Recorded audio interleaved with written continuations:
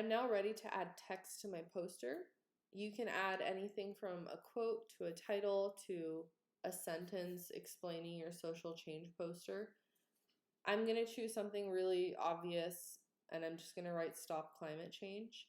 This part is quite important because you want to make sure that your text has an impact, not just by people reading it, but also by the font that you choose to use.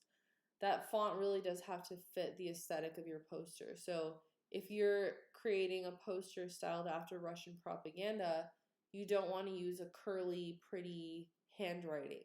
You want to use something bold and thick and impactful.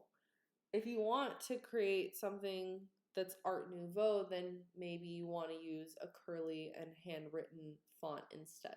In this case, I'm going to pretend that this is a minimalistic poster, so I'm just going to choose a very minimalistic font that I think suits this imagery.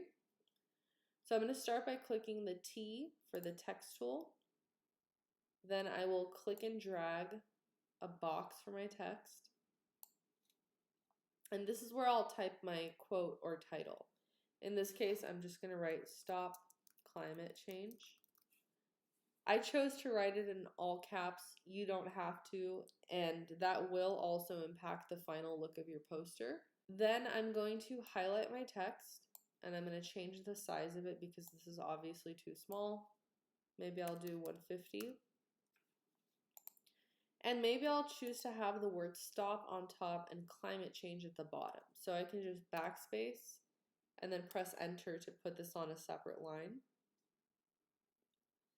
Then I will highlight all of my text and center it.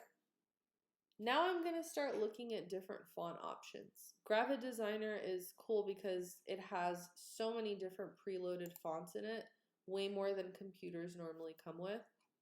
For me, finding the perfect font is one of the biggest challenges because I just want it to look fantastic with everything else in my poster. So if this takes you a while, don't feel bad. That is totally normal, and I go through it all the time too.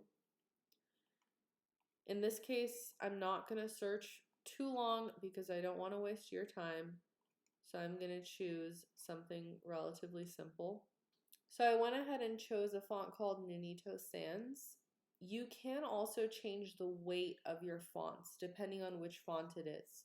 Right now by default it's set to regular, but if you click on weight, you'll see there are all these different options from extra light to light italic to bold to heavy. In my case, I'm going to choose light to make it a nice and thin font. I might even go lighter than that. So I might choose extra light instead, which is going to make it even thinner. Then I'll choose the color for my font. In this case, maybe I want it to be something that stands out. I decided to choose the green that matches with the consonant there.